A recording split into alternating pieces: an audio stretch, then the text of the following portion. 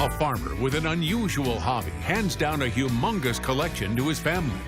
Anybody that collects 150 tractors, doesn't that make you eccentric?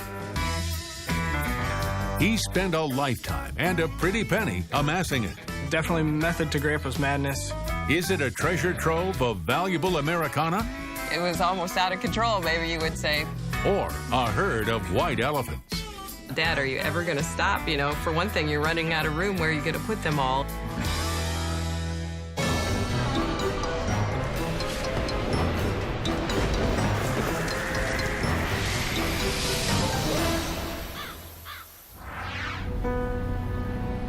I'm Jamie Colby, and I'm just pulling into Lamar's, Iowa. It's a short distance from Sioux City. I'm about to meet a family that's farmed this land for generations and learn about a very strange inheritance.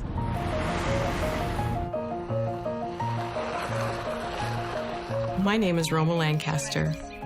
After my dad passed away, we knew that there would be a lot of things that would have to be sorted out and gone through on the farm. Roma's father, Dave Hawkins, has deep roots in this part of Iowa, going back more than a century. My father's ancestors immigrated to the United States in the late 1800s. They moved westward with the expansion of the railroad, and my grandfather, my dad's father, Albert Hawkins, farmed just south of here about a mile. Dave Hawkins grew up hearing stories of his ancestors plowing this land behind a team of horses. As a young farmer in the 1950s, just out of school, Dave spots a tractor rusting in the weeds. It sparks his imagination. The 1929D is the tractor that belonged to my grandfather. That's what got my dad into the collecting again, was when he restored that tractor that had originally belonged to his father. As his farm grows to over 500 acres of corn and soybeans and his family prospers, Hawkins seeks out the next vintage tractor to buy and restore. Then the next, and the next, including this one, a Minneapolis Moline that Hawkins bought, restored, and donated to the Plymouth County Museum. How old would this one be? It's a 1944 model. Incredible. I meet Bruce Brock at the museum. A fellow history buff, he and Dave Hawkins went way back. I was proud to be his friend. He was a good businessman. He was a good father, a good husband, a great neighbor, and a good community guy. I understand coin collecting and car collecting, but tractors, Bruce? Tractors? What was he thinking? These are a representation of the past that farmers and farm families and farm relations really enjoy looking at because it brings back memories. Tractors are part of Iowa's history. In 1892, John Freilich invented the practical gas-powered tractor in a tiny village about 300 miles east of here. The mechanization of farming helps America become an agricultural giant. Alex, are you in here? Well, there he is. And even though none of Dave's 4 children tills the soil like he did, he does share his passion for tractors with his grandson, Alex. I can remember as young as 3 or 4 years old, riding in the combine with my grandpa and taking naps on the floor. And if we weren't doing that, we were driving up and down the road looking for other tractors to work on and fix up in the shop. Pretty soon, Dave's sheds are filled with old tractors in various states of repair, more than 100 of them. Did Mom ever say, no more tractors? No, not really, but I remember Dad called the tractors his savings account, you know, to justify it. Through the years, as things became tight in the sheds, and, you know, there was just kind of a joking question about, Dad, are you ever going to stop? The answer is no. He's not going to stop. Family vacations become cross-country tractor hunts. So would you say that he was eccentric? He was a little crazy sometimes, but he was definitely a savvy businessman. Over the years, Grandpa probably put $100,000, probably not over $250,000, into his collection. But it wasn't about the money. It was a passion, it was a love, and it was just something he wanted to do. He didn't really get into the collecting real heavily until he had the money to help us go to college and made sure we got the education that we wanted.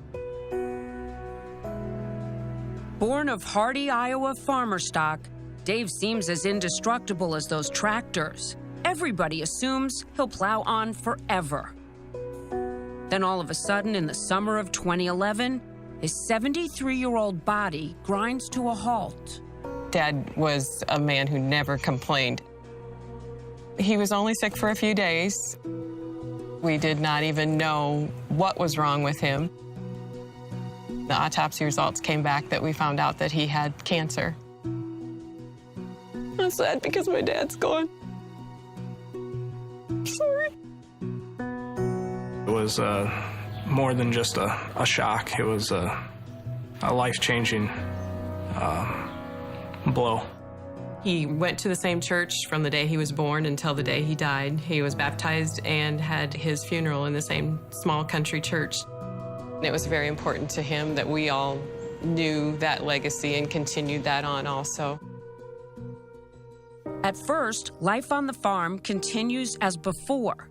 Dave's son-in-law, Alex's dad, Todd Popkin, farms the acreage. Alex tends the tractors. But soon the loss of their patriarch sends ripples of change through the family. Dave's widow, Judy, moves into town. Did that surprise you? No, Mom had said for 10 years, if something happens to you first, I do not want to stay out here by myself. Dave's absence creates a crisis, sparking strong disagreement within the family. Should they hang on to Dave's beloved collection or sell it and close out his savings account?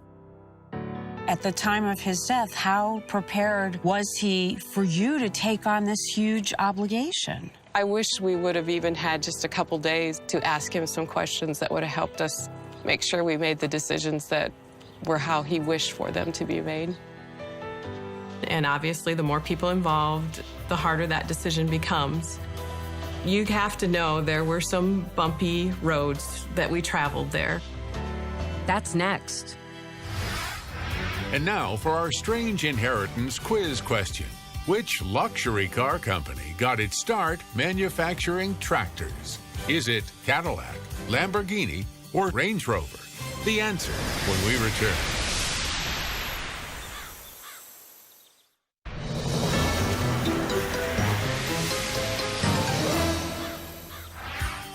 Now, the answer to our strange inheritance quiz question. Which luxury car company got its start manufacturing tractors? It's B, Lamborghini. The untimely death of Iowa farmer Dave Hawkins in 2011 leaves his family in a state of upheaval. His widow, Judy, moves into town, leaving the homestead empty for the first time in generations. Dave's grandson, Alex, a 23-year-old newlywed, and his wife, Maria, buy the house and move in. A bold move by the young man who has the best shot of keeping the Hawkins tradition of family farming alive. Alex says his grandma made the house deal easy for the first-time buyer. Now, isn't that what grandmas are for?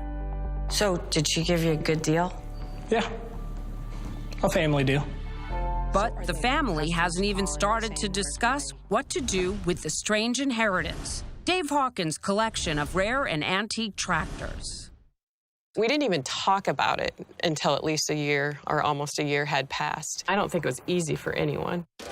And we did go through that where, we weren't all agreeing. The number one toughest decision was, can we keep the collection or do we have to sell part of it? Financially and time-wise, there was nobody that could do what Dad had done. Did he tell you before he passed? We had talked about it, but never made a decision, or he had never made a decision about what he wanted to do. Finally, Dave's widow, Judy, asked the kids to come to a decision. It's not easy.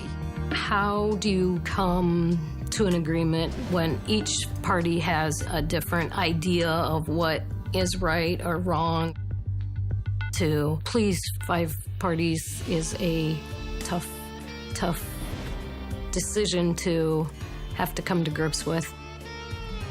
Amid this family discord, Tammy's son Alex spends nights and weekends keeping his grandpa's precious tractors from deteriorating. There's a lot of expenses to keep them, insurance, upkeep. batteries, tires, and to keep the collection and not upkeep it, in my opinion, was not an option. Dave Hawkins' pride and joy is becoming a sore point. I was at a full-time job as I was just graduated from college, just got married. And maybe some of them didn't realize all the time and work and money that it was going to take to keep those tractors up. Alex thinks that could add up to more than $10,000 a year. There just is too much of a financial and time commitment that none of us were able to exercise, and that we didn't expect Alex to exercise. And we made the decision then at that point to sell the items.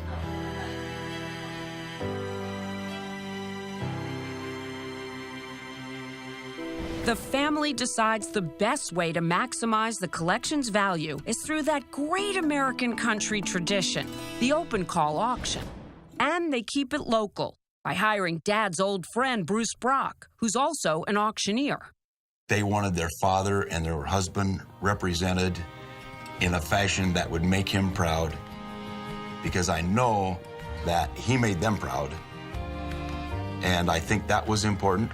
What did the family tell you about how much they wanted to generate from the sale? They didn't really tell us anything. They just trusted us to bring them home as many net dollars as we could. But it's not quite that simple for the Hawkins heirs, who made a curious discovery after their father died, one that could affect their bottom line and their father's legacy. From beyond the grave, Dave Hawkins is guiding his family on how to handle their strange inheritance. That's next. Here's another quiz question for you. How many acres could a farmer till in a day with a horse-drawn plow? Less than an acre, 1 to 3 acres, or 5 to 7 acres? The answer when we return.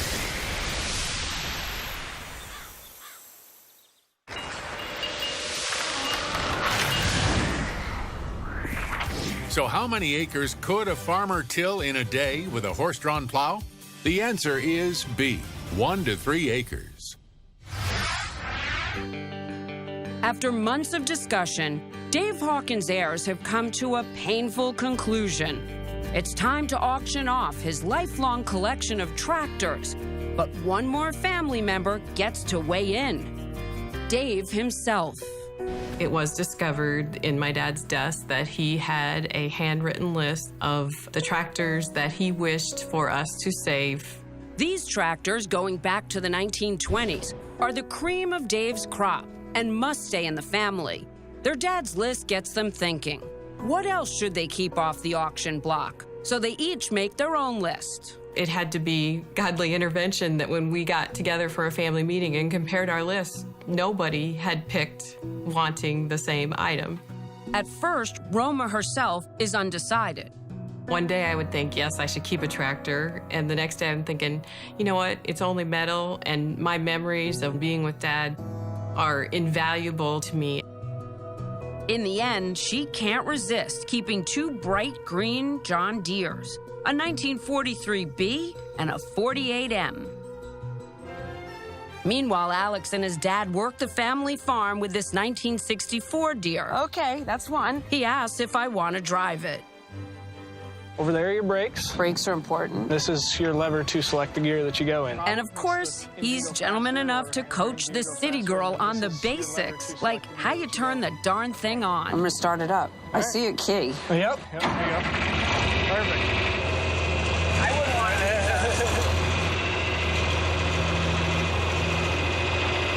We don't have anything like this in New York. Nothing like this? No, nothing.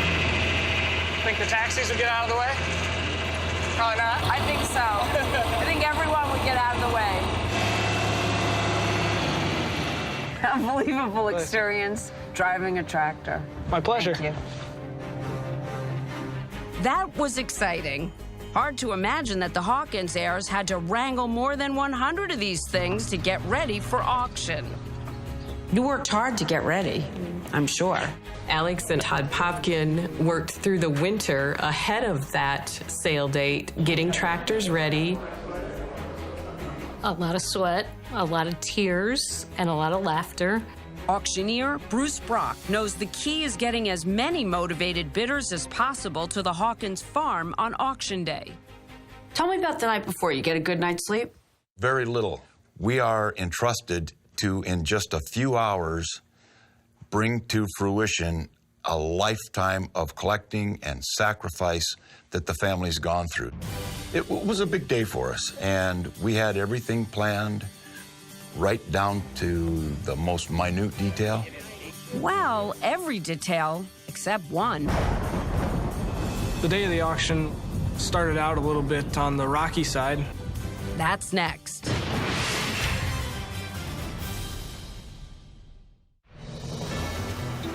Now, back to Strange Inheritance.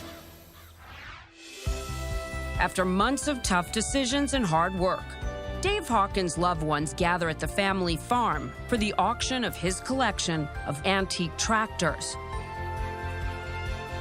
Just as the gavel is about to be raised, it starts to pour buckets. You went to all this preparation, though, for the auction, and the sky opens up, and what was it like? Disappointing that it might damper the crowd. But you can't ever wish away rain if you're a farmer. Dad would sing a song, "You Are My Sunshine," to all of us a lot when we were small. And so that morning on the way over here, I had ran into town and got us 4 yellow roses. Then the clouds part. And so after it stopped raining, I took a yellow rose to my mother and my 2 sisters and said, "You know, Dad will always be our sunshine." So we all carried our yellow roses around, and he was our sunshine.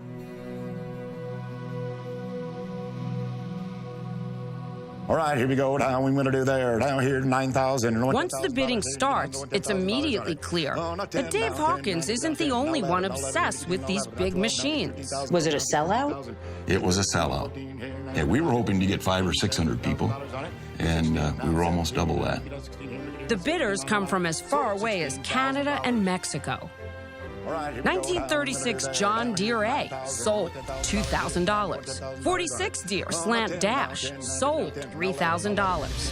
49 KCS, sold $600. 51 Oliver Row Crop, sold $8,000. 58 John Deere 730 Diesel, sold $20,000. Tractors are pretty valuable to people. Tractors are pretty valuable, both emotionally and financially. The family's dedication to Dave Hawkins' memory pays off. The auction nets around $400,000 for his heirs. I guess you could say Dave is still taking care of his family. I had one child still in college, and my oldest child had graduated from college. And so I was very excited to be able to use that money to help them with their college debt. Dave, who hated debt, would be proud. Oh, my goodness. But it could have been a lot more. If you add up the value of the 23 tractors that stay in the Hawkins family, it comes to more than $180,000. Still, there are a few tears, as 100-plus tractors are trucked away to collectors around the country and beyond. It's kind of a bittersweet deal. There was a couple that I would have liked to kept. I just feel bad for Alex going out to all the empty sheds. But Alex hopes the sheds won't be empty forever. As I get older and get my own collection going, maybe I'll have the same problem again in 50 years. And remember that 29 John Deere? The one that belonged to Alex's great-grandfather. That very first one that Dave rescued from the junk pile. So this is it. This one's it. In his will, Dave Hawkins sets that one aside for Alex. Perhaps it will be the seed that grows into another grand collection just like his grandpa's. Living out here on the farm is good. You always get to walk somewhat in his footsteps day in and day out. He's still here a little bit for me. People that grew up on farms, it's your lifestyle. You'd breathe, die, farming. I couldn't help but notice Alex's pride, not just in that machine, not simply a strange inheritance that turned out to be quite valuable, but rather in the way of life that links him to those who came before him on this land, and the determination of Dave Hawkins' heirs to keep his legacy together for at least one more generation.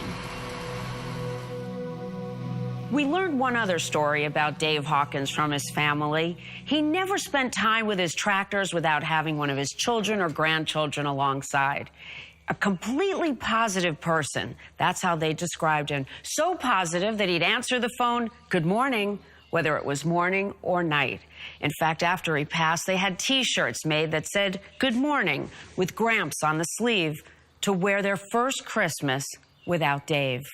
Thanks so much for joining us for Strange Inheritance. I'm Jamie Colby. Remember, you can't take it with you. Do you have a strange inheritance story you'd like to share with us? We'd love to hear it. Send me an email or go to our website, strangeinheritance.com.